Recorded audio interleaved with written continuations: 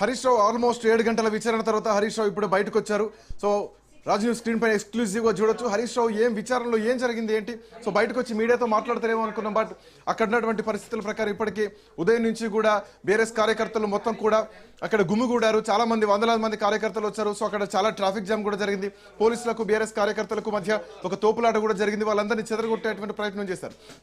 So almost last 2 hours నుంచి హరీష్ రావు విచారణ ముగిసింది. ఇక డాక్యుమెంటేషన్ నడుస్తోంది.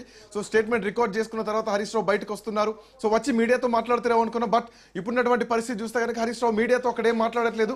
మరి కాసేపట్లో అక్కడి నుంచి తెలంగాణ భవన్కి వెళ్ళబోతున్నారు. సో తెలంగాణ భవన్లో అంటే ఈ ఫోన్ ట్యాపింగ్ సంబంధించి జరిగినటువంటి విచారణను ఉద్దేశించి హరీష్ రావు ఏం మాట్లాడబోతున్నారు. ఎందుకంటే విచారణకు వెళ్లే ముందు హరీష్ రావు ప్రభుత్వాన్ని చాలా అంశాల్ని ప్రశ్నించి ప్రశ్నలతో అడిగి ఆయన విచారణకి వెళ్ళడం జరిగింది.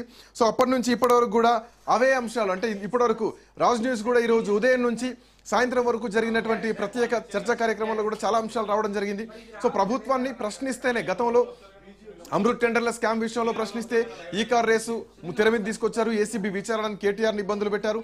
ఆ తర్వాత ఎన్నికల ముందు గ్రామ పంచాయతీ ఎన్నికల ముందు కూడా విచారణలు అంటూ ఇబ్బందులు పెట్టారు, ఈ కార్ రేస్ అంటూ.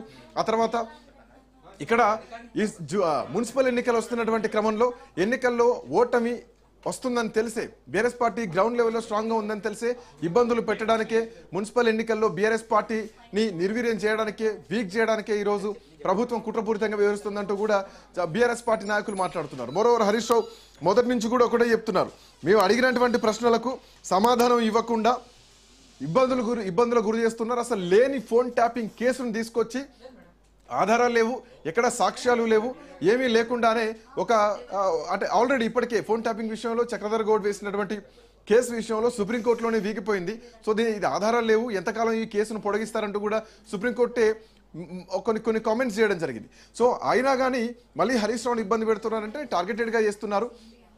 ఏవైతే నైని బొగ్గుగనికి సంబంధించి వాటాల విషయంలో ఒక స్కామ్ జరుగుతుందో, కుంభకోణం జరుగుతుందో, సో ఆ విషయాన్ని బయటపెట్టినందుకు మిగతా 9 బ్లాకుల్లో 9 గనుల్లో టెండర్లు ఏవైతే ఇవ్వడం జరిగిందో ఆ టెండర్లన్నీ రద్దు చేయాలి, వీటిపైన సిబిఐ ఎంక్వైరీ వేయాలని చెప్పేసి హరీష్ రావు డిమాండ్ చేసినటువంటి నేపథ్యంలోనే, వీటి దగ్గర పక్కా ఆధారాలు ఉన్నాయని చెప్పినటువంటి నేపథ్యంలోనే ఈరోజు లేని ఫోన్ ట్యాపింగ్ని అర్ధరాత్రి సృష్టించి హరీష్ రావుని దీంట్లో ఇన్వాల్వ్ చేస్తూ ఇంకా 2 అదనపు సెక్షన్లు కూడా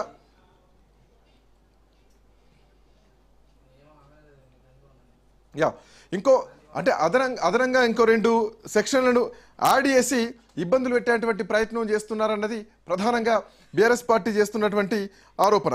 సో ఇట్లాంటి నేపథ్యంలో హరీష్ రావు మాత్రం విచారణ తర్వాత 7 గంటల విచారణ తర్వాత బయటకు వచ్చారు. సో బయటకు వచ్చిన తర్వాత హరీష్ రావు నేరుగా తెలంగాణ భవన్ వెళ్ళబోతున్నారు. తెలంగాణ భవన్లో హరీష్ రావు ఏం మాట్లాడబోతున్నారు. గతంలో కేటీఆర్ కూడా ఏసీబీ విచారణ నుంచి బయటకు వచ్చిన తర్వాత ఇది ఒక లోటపీస్ కేసు అని చెప్పి ఆయన కొట్టిపారేయడం జరిగింది.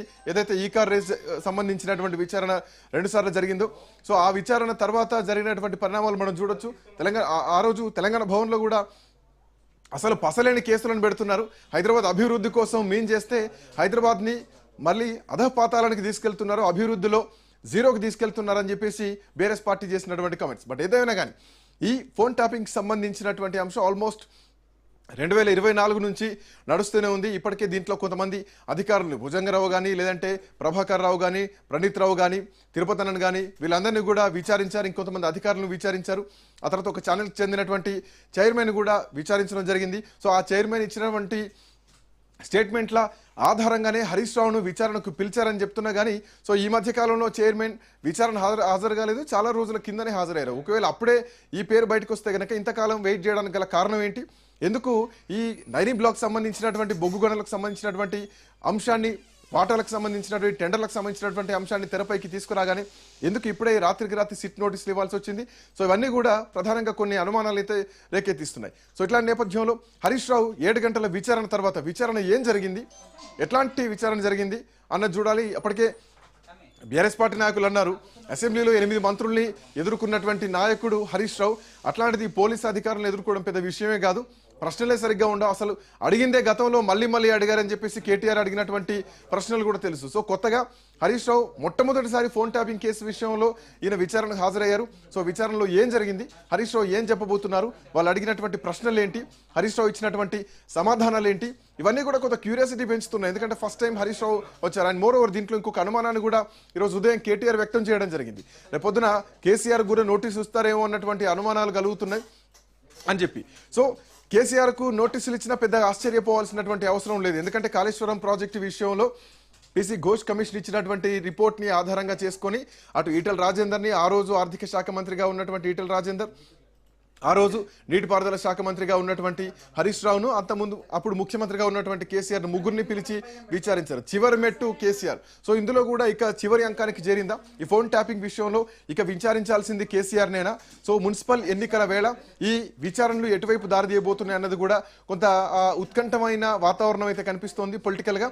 అట్ ది సేమ్ టైం ముఖ్యమంత్రి కూడా దావోస్ పర్యటనలో ఉన్నారు. ఆయన ఇంకొక 4 రోజుల పాటు దావోస్లోనే ఉన్నారు. సో పెట్టుబడులు ఆకర్షిస్తూ దావోస్లో ఆయన కొంత బిజీ గడుపుతున్నటువంటి పరిస్థితి. సో ఇండస్ట్రీలను ఆహ్వానిస్తూ తెలంగాణలో పెట్టుబడుల కోసం దావోస్ పర్యటనకి వెళ్ళారు.